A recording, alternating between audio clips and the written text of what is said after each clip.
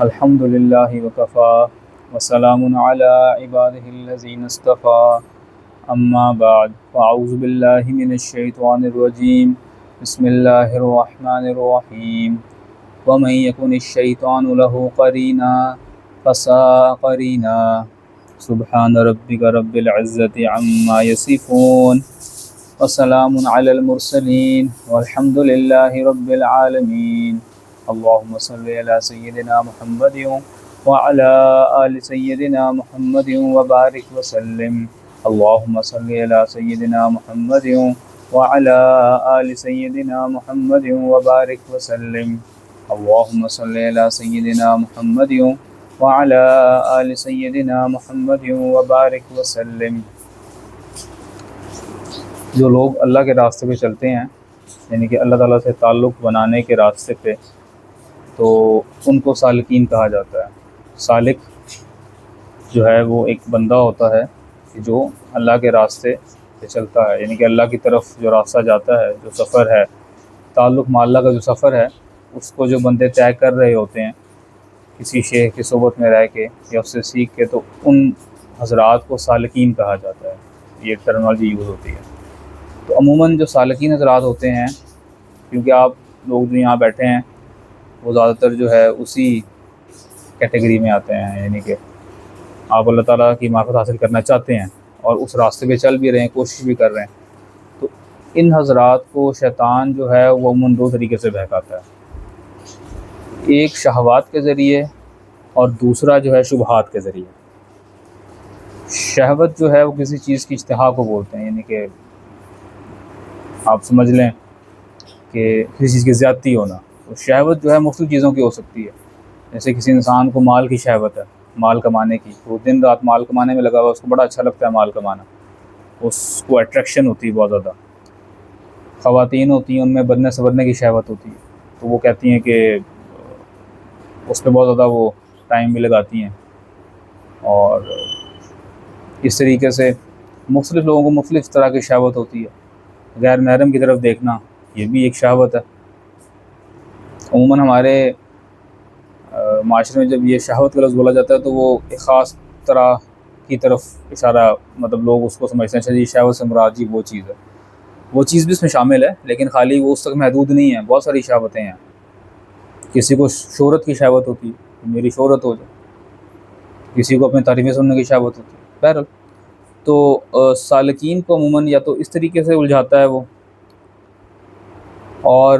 جو سالکین ایسے ہوتے ہیں، جو لوگ ایسے ہیں کہ جن کی طبع ذرا سلیم ہوتی ہے، وہ التفات نہیں کرتے اس طرف، یعنی کہ غیر محرم کی طرف دیکھنا یا اس کی محبت میں جو ہے وہ شامل ہونا، تو ان لوگوں کو شیطان شبہات کے ذریعے جو ہے نا پھر گراتا ہے، کہتا ہے اچھا یہ جو عبادات ہیں اس میں شبہ پیدا کر دے گا، دین کے راستے میں چلنے میں کوئی شبہ پیدا کر دے گا، یہ طریقہ ایسا کیوں ہے، تصور سلوک جو ہے اس میں شبہات پیدا کرتے ہیں، یہ اسباق کہاں سے آ گئے، یہ اسباق کیا چیز ہوتے ہیں، یہ شیخ کی ضرورت کیوں ہے جی،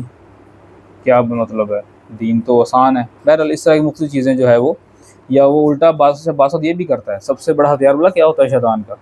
سب سے بڑا ہتھیار یہ ہوتا ہے، اس کو مثال سے میں سمجھاتا ہوں آپ کو۔ آپ دیکھیں کہ یہ ہمارے اس مدرسے میں یہ لائٹیں جل رہی ہیں، ٹھیک ہے، اور یہ بجلی جو ہے وہ پیچھے گرڈ سیکشن سے آ رہی ہے، ٹرانسفارمر سے آ رہی ہے، اور اس ٹرانسفارمر کے اوپر بہت سارے گھر موجود ہوں گے جن کے گھر بجلی جا رہی ہے، لائٹیں لگی ہوئی ہیں، وائرنگ ساری ہوئی ہوئی ہے، کیونکہ بجلی آ رہی ہے تو اب لائٹ آن کریں گے تو یہ بلب سارے جل جائیں گے، چاہے وہ 10 واٹ کا ہے، 20 واٹ کا، 100 واٹ کا بلب ہے، چاہے وہ پنکھا ہے، چاہے وہ اے سی ہے، یا چاہے وہ ہیٹر رکھا ہو، جل جائے گا نا۔ اب یہی اگر ان سب کو بند کرنا ہو تو آسان طریقہ کیا ہے؟ ان تمام چیزوں کو اگر آپ نے بند کرنا ہے، آسان طریقہ کیا ہے؟ وہ ٹرانسفارمر جہاں سے ایک لائن آ رہی ہے نا، اس کو کاٹ دو، اس کو کاٹ دیں گے تو یہ تمام کے تمام جو بلب ہیں، جتنی بھی بجلی جنرل چیزیں ساری کی ساری ایک دم بند ہو جائیں گی، اور تمام گھروں کی بند ہو جائیں گی، بجائے اس کے کہ آپ ایک ایک گھر میں جائیں اور جا کے اس کے بلب کو اتاریں۔ شیطان بھی یہی کام کرتا ہے۔ یہ جو آپ سمجھ لیں، یہ جو ٹرانسفارمر ہوتا ہے نا، ان کہ اللہ تعالیٰ کی محبت کا یا اس طرف چلنے میں، دین کی طرف راغب کرنے میں جو فورس ہوتی ہے، وہ منبع ہوتا ہے شیخ، جو اس کا استاد ہے، شیخ کہہ لیں، استاد کہہ لیں۔ تو وہ شیطان یہ کرتا ہے کہ اس بندے کو اسی سے کاٹ دو، شبہات پیدا کرتا ہے مختلف، یار یہ تو ان میں تو یہ خامی ہے، ان میں تو یہ خامی ہے، تو ان کو چھوڑ دو، وہ اس سے کٹواتا ہے، اس کا داؤ یہ ہوتا ہے کہ یار کسی طریقے سے نا یہ وہاں سے کاٹو، کیونکہ مین سٹریم ہے نا، وہاں سے اللہ تعالیٰ کی محبت جو ہے انسان کو ملتی ہے، اس کی صحبت میں بیٹھنے سے انسان جو ہے اس کو گناہوں سے ندامت ہوتی ہے، اور انسان جو ہے وہ نیکی کی طرف بڑھنا شروع کرتا ہے۔ تو شیطان کہتا ہے یار اس کو یہیں سے کاٹو، یعنی کہ شبہ پیدا کرنا شروع کر دے گا، وہ کہے گا یار یہ تم جس سے جڑے ہوئے ہو نا، یہ بندہ صحیح نہیں ہے، اس میں یہ پرابلم ہے، اس میں وہ پرابلم ہے، یہ یہاں چلو مجلس میں اٹھ کے چلے جاتے ہو، کیا فائدہ ہوتا ہے؟ کچھ بھی نہیں ہوتا، مطلب کیا اس سے کیا تمہیں مل رہا ہے؟ اس طرح کی شبہات ذہن میں ڈالے گا۔ یا بعض کا تو ایسا بھی ہوتا ہے کہ چھوٹی موٹی باتوں میں کہ بہانے بنا دیتا ہے کہ اچھا جی آج رہنے دو، آج اس لیے آج یہ مسئلہ، آج وہ مسئلہ ہے۔ بہرحال تو شیطان عموماً شہوات کے ذریعے اور شبہات کے ذریعے جو ہے وہ ان کو گراتا ہے۔ اور پھر دیکھیں شیطان جو ہے نا وہ اصل میں گناہوں کو ہلکا کر کے پیش کرتا ہے، اس لیے لہذا حدیث میں بھی آیا کہ جب کوئی مومن گناہ کرتا ہے نا، کسی کبیرہ گناہ میں ملوث ہو جائے، تو وہ ایسے سمجھتا ہے کہ میرے سر کو پہاڑ آ گیا، پہاڑ گر گیا۔ اور فاسق اور فاسق آدمی ہے وہ گناہوں کو ایسے سمجھتا ہے جیسے کہ مکھی بیٹھی تھی منہ کے اوپر وہ اڑ گئی۔ تو شیطان کی کوشش یہ ہوتی ہے کہ بڑے گناہوں کو نا ہلکا کر کے پیش کرے، ہلکا کر کے۔ جیسے ایک جو گناہ ہے وہ ہمارے معاشرے میں بہت ہی عام ہو چکا ہے، یعنی کہ اس کو لوگ گناہ سمجھتے نہیں، حالانکہ وہ کبیرہ گناہ ہے۔ بد نظری کرنا یا عورتوں کے ساتھ اختلاط یہ کبیرہ گناہ ہے، یہ آپ کو جو ہے نا وہ آپ کی روحانیت کو بھی ختم کر دے گا اور آپ کو بالکل گرا دے گا نیچے، پکی ٹھکی بات ہے۔ سورہ نور کے اندر 30 نمبر آیت جو ہے اللہ تعالیٰ نے اس میں فرمایا 29 اور 30 میں اللہ تعالیٰ نے حکم دیا مردوں کو کہ جب مومن عورتوں سے بات کرو تو نظر نیچے کر کے بات کرو، اور اسی اگلی آیت میں جو ہے عورتوں کو کہا کہ مردوں سے بات کرو، تو حتیٰ کہ صحابہ کرام کی زندگی میں آپ دیکھیں کہ وہ پردے کے پیچھے سے بات کیا کرتے تھے امہات المومنین سے۔ آپ صلی اللہ علیہ وسلم بھی جو ہے وہ ایسے گفتگو نہیں کیا کرتے تھے، پردے کے پیچھے سے گفتگو ہوا کرتی تھی۔ تو یہ وہ حضرات ہیں جن کے اوپر دین اترا تھا۔ تو لہٰذا آج کل تو بڑا یہ عام ہو چکا ہوا ہے، مطلب ہمارا ماحول ہی ایسا بن گیا ہوا ہے کہ آپ کتنا کو اوائڈ کریں گے کہ آپ کی جو ہے وہ کسی غیر محرم سے ملاقات نہ ہو یا آپ کو بات نہ کرنی پڑ جائے، کیونکہ زمانے میں ذوف آ چکا ہوا ہے، آپ کے لیے کرنا بہت مشکل کام ہے۔ انسان کے اپنے گھر میں لوگ ہوتے ہیں، پھر جو خاندان کے لوگ ہوتے ہیں، یا پھر جہاں جب وہ کام کرتا ہے وہاں پہ ماحول ایسا ہوتا ہے۔ بہرحال یہ اپنے چیلنجز ہیں، لیکن بہرحال یہ پھر بھی گناہ ہے۔ انسان جو ہے وہ بد نظری میں مبتلا ہوگا جب بھی بلا کسی شرعی عذر کے گفتگو کرنا یا بات کرنا یا کچھ بھی کرنا وہ اس کی اجازت نہیں ہے، وہ کریں گے تو اس کا کچھ نہ کچھ اثر آپ کے اوپر لازمی آئے گا، یہ پکی بات ہے۔ ہاں الگ بات ہے آپ کو محسوس ہو نہ ہو، کچھ لوگ اس ماحول میں رہتے نا وہ یہ بھی کہتے ہیں ہم تو خواتین کو دیکھتے ہیں ہمیں اثر کچھ نہیں ہوتا۔ اثر اس لیے نہیں ہوتا کہ اتنا زیادہ دل گند سے بھر چکا ہوا ہے کہ گند اور مزید پڑتا ہے تو اثر نہیں ہوتا۔ ایک کپڑا بالکل کالا ہو، مٹی اس پہ لگی ہوئی ہو، آپ اس کو اور کیچڑ میں ڈال دیں تو کیا اس پہ کوئی اظہار ہوگا؟ پتہ لگے گا؟ نہیں پتہ لگے گا۔ تو یہی ہے، جب انسان پہلی بار گناہ کرتا ہے نا پھر وہ ہل جاتا ہے، کانپ جاتا ہے، رونگٹے کھڑے ہو جاتے ہیں۔ ہوتا کہ نہیں ہوتا؟ مثال کے طور پہ سمجھانے کے لیے، آپ نے کبھی ریوالور نہیں چلائی، گولی چلائی ہے؟ نہیں چلائی۔ کبھی چلائی بھی ہو یا آپ چلائیں اور آگے سامنے بندہ ہو اور وہ مر جائے آپ کی گولی چلانے سے، آپ دیکھیے آپ کی حالت کیا ہوتی ہے۔ آپ ہو سکتا ہے بے ہوشی ہو جائیں، آپ کو سمجھ ہی نہ کچھ آئے،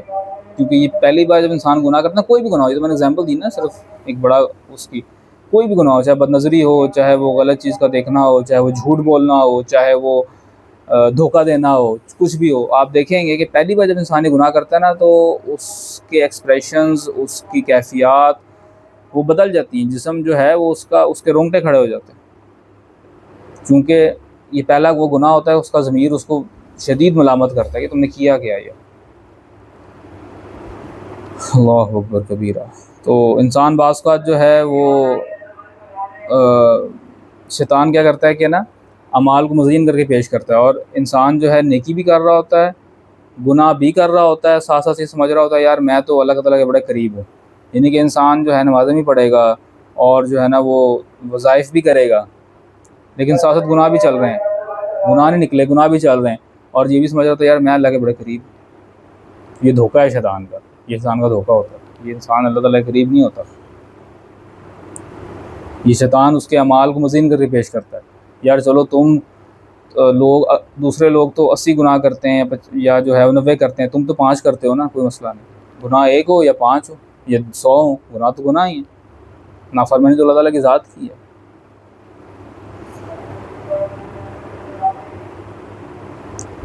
اس لیے دیکھیں نا، آپ نے سنا ہوگا بعض لوگوں کے منہ سے کہ بھئی آپ تو 5 نمازیں پڑھتے ہیں، آپ تو 5 نمازیں پڑھتے ہیں، شریعت کی 5 نمازیں، طریقت میں تو ہر ٹائم ہی نماز ہوتی ہیں، آپ تھوڑی 5 ویلے تو ساڑی ہر ویلے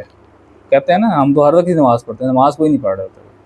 مطلب ہمیشہ ایک بات یاد رکھیں، جو اصول کی بات ہے وہ آپ اپنے پلے باندھ لیں۔ مطلب کچھ باتیں تو بہت ساری ہوتی ہیں، نہیں، موٹی سی بات جو آپ نے دل میں بٹھا لینی ہے، آپ نے، ہم سب نے اللہ تعالیٰ کی فرمانبرداری کرنی ہے، لازمی کرنی ہے، لیکن طریقہ کیا ہوگا؟ سنت کا آسن طریقہ، اس کے طریقے سے ہٹ کے ان کے طریقے سے ہٹ کے طریقہ نہیں ہوگا، جو ان کے طریقے سے ہٹ کے طریقہ ہوگا گمراہی پہ جائے گا، وہ اللہ تعالیٰ کی طرف نہیں جائے گا، پکی بات ہے۔ آپ سن 5 نمازیں پڑھا کرتے تھے، یہ کون سے لوگ آ گئے جو کہہ رہے ہیں کہ جی تھوڑی 5 ویلے ساڑی ہر ویلے، یہ ایسی بات نہیں۔ تو لہٰذا شیطان جو ہے وہ بہت ہی برا ساتھی ہے۔ اللہ تعالیٰ نے قرآن میں فرمایا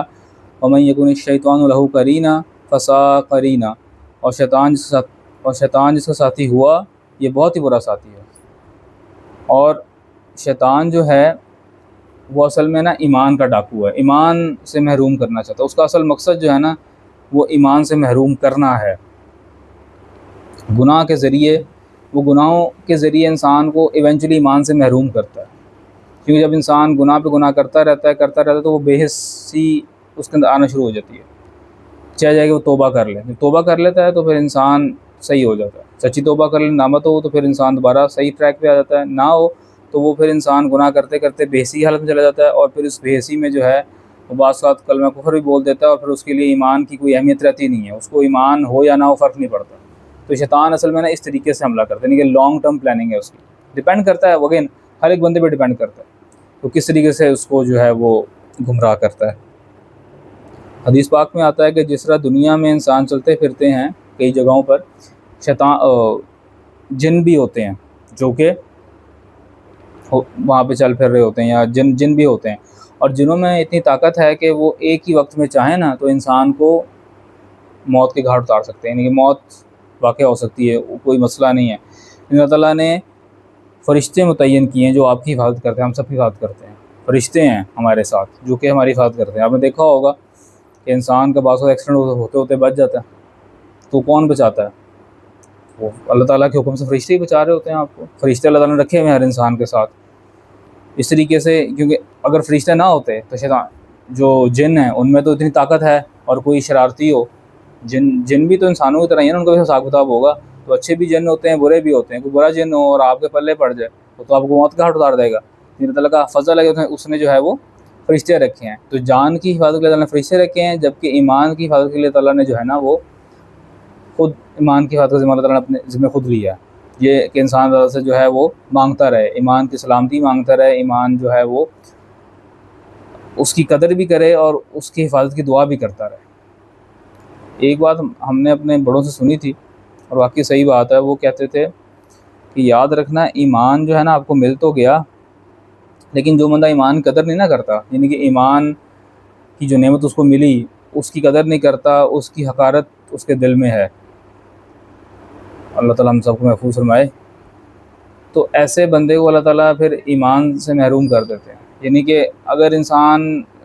بے پرواہ لاپرواہ ہو نا، یار یہ ایمان ٹھیک ہے، یا میں یار کدھر پیدا ہو گیا، پاکستان میں پیدا ہو گئی، ادھر ادھر، مطلب اس طرح کے عجیب الفاظ لوگ بولتے ہیں، تو جو شخص اللہ تعالیٰ، جو شخص ایمان کی قدر نہیں نہ کرتا، اللہ تعالیٰ پھر اس سے ایمان لے بھی لیتے ہیں۔ یعنی کہ ایمان اللہ تعالیٰ زبردستی آپ پہ نہیں تھوپتے، یاد رکھنا، زبردستی آپ پہ نہیں ڈالیں گے اللہ تعالیٰ، آپ کا دل نہیں کر رہا ہے، آپ نے نہیں ماننا تو نہ مانے، پھر اس کا جو ہے وہ بھگتیں گے بعد میں آپ، لیکن زبردستی کوئی نہیں کرے گا۔ اس لیے آپ نے دیکھا ہوگا بہت سارے حضرات ہوتے ہیں بے شک کبیرہ گناہ میں ملوث ہوتے ہیں، ان کی زندگی شریعت پہ نہیں ہوتی، لیکن ایمان پھر بھی ہوتا ہے ان کے اندر، ایمان کے بارے میں معاملے میں کمپرومائز وہ نہیں کر رہے ہوتے، ایسا ہوتا ہے۔ تو یہ ایمان جو ہے نا بڑی نہایت، جو لوگ جو ایمان کے بارے میں بالکل وہ ہو جائے، جس کو فرق ہی نہ پڑے کہ یہ کیا ہے، مطلب ایمان، ہم مسلمان پیدا ہو گئے، ہمیں کلمے کی نعمت جو ہے وہ اللہ تعالیٰ نے ماں کی گود سے دے دی، یہ بڑی بات ہے اللہ تعالیٰ کی۔ کیونکہ اگر ہم کسی اور جگہ پیدا ہوئے ہوتے تو ہمارا ماحول میں ویسا بنا دیتا، باہر کے ملک پیدا ہوتے یہودی نصرانی گھر پیدا ہوتے، تو پیدا تو ہم فطرت اسلام پہ ہی ہوتے، لیکن کیا تھا، کیونکہ ہمارا ماحول ایسا تھا کہ ہمارے لیے تو ہدایت جو ہے وہ کوسوں دور چلی جاتی ہے۔ تو اللہ فضل اور احسان ہے کہ ہمیں ہدایت کے لیے محنت نہیں کرنی پڑی، ہمیں ہدایت جو ہے ماں کی گود سے ہی مل گئی، یہ تمام چیزیں۔ تو حضرت نوح علیہ السلام کو، جب حضرت نوح علیہ السلام نے جو ہے کتابوں میں لکھا ہے واقعہ کہ اپنی امتیوں کو لے کے کشتی میں سوار ہوئے، تو کشتی میں حضرت نوح علیہ السلام نے جو ہے وہ جوڑے جوڑے بٹھائے تھے، ہر ایک چیز کا جوڑا، جو جانور تھے ان کے بھی جوڑے، انسان کے بھی جوڑے تھے۔ تو وہاں پہ ایک بوڑھا بندہ بیٹھا ہوا تھا، وہ اکیلا تھا، تو لوگوں نے اس کو پکڑ لیا، تو اکیلا یہاں کیا کر رہا ہے، پکڑ کے جو ہے وہ حضرت نوح علیہ السلام کو پاس لے آئے اور پوچھا جی تم کون ہو؟ تو کہتا کہ جی میں شیطان ہوں۔ تو اس نے کہا اچھا آپ مجھے معاف کر دیں۔ وہ کہتے کہ تو اتنا بدماش اور چلا گیا، تو کشتی میں کیسے آ گیا، اب تمہیں ہمیں نہیں چھوڑ، اب تمہیں جو ہے ہم نہیں چھوڑیں گے۔ کہتا نہیں مجھے معاف کر دیں، مجھے چھوڑ دیں۔ کہتے اچھا تم بتاؤ کہ تمہارا کیا گور ہے جسے تم لوگوں کو جو ہے وہ پھسلاتے ہو؟ تو کہتا ہے اگر میں بتا دوں گا آپ مجھے چھوڑ دیں گے؟ کہتا ہاں چھوڑ دیں گے ہم آپ کو۔ کہتا ہے کہ جی میں دو باتوں سے انسان کو سب سے زیادہ نقصان پہنچاتا ہوں، دو باتوں سے انسان کو سب سے زیادہ، ایک حسد سے اور ایک حرص سے۔ پھر کہنے لگا کہ حسد ایسی چیز ہے کہ جس کی وجہ سے میں خود جنت سے نکلا، راندہ درگاہ ہوا، اور حرص وہ چیز ہے جس کے ساتھ آدم علیہ السلام جو ہیں وہ جنت سے نکالے گئے۔ تو اگر آپ دیکھیں کہ تمام گناہ، جتنے بھی گناہ ہیں ان کی جڑ یہی بنتی ہے، حسد اور انسان حرص۔ جہاں شہوات ہوتی ہیں وہاں حرص ہی تو ہوتی ہے، پیچھے انسان کے اندر شوق ہوتا ہے، لالچ ہوتی ہے، اور مل جائے اور مل جائے، مال اور مل جائے۔ اور جہاں بد نظری انسان کر رہا ہوتا ہے کہتا ہے یہ بھی ہر کسی کو میں دیکھ لوں، دل پھر بھی نہیں بھرتا، حرصی ہوتی ہے۔ شہرت انسان کو، اس کی بھی حرص ہوتی ہے۔ خیر اللہ تعالیٰ ہم سب کو محفوظ فرمائے۔ ایک دفعہ شیطان کی حضرت موسیٰ علیہ السلام سے ملاقات ہو گئی۔ انہوں نے پوچھا تو کون ہے؟ تو کہنے لگا میں شیطان ہوں۔ انہوں نے فرمایا کہ تم لوگوں کو گمراہ کرنے کے لیے بڑے دوڑے ڈالتے پھرتے ہو، وہ تمہارے تجربات میں کون سی بات ایسی آئی ہے؟ کہنے لگا آپ نے تو بڑی عجیب بات پوچھی ہے، یہ کیسے ہو سکتا ہے کہ میں آپ کو اپنی ساری زندگی کا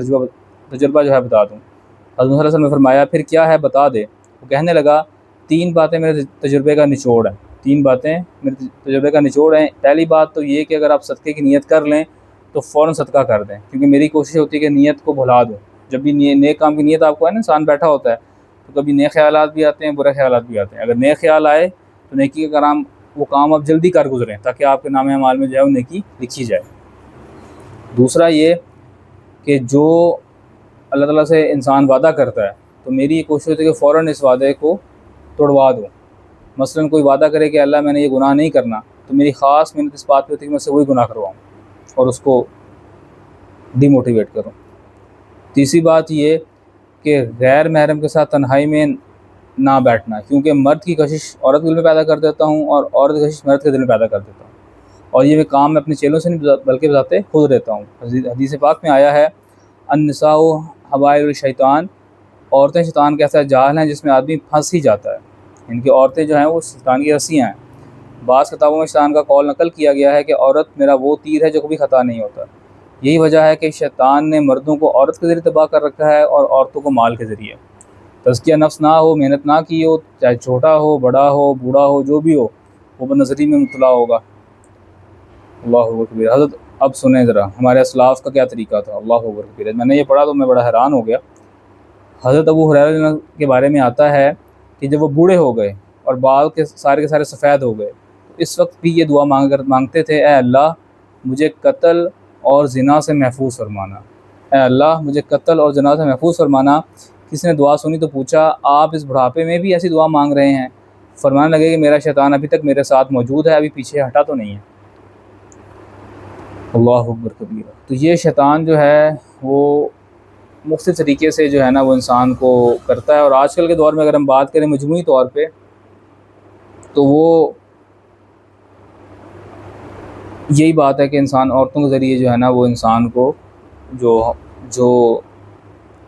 لوگ ہیں ان کو گمراہ کرتا ہے۔ انشاءاللہ اگلی مجلس اگر ہوتی ہے ہماری، انشاءاللہ ہوگی، اللہ تعالیٰ ہمیں زندگی دے،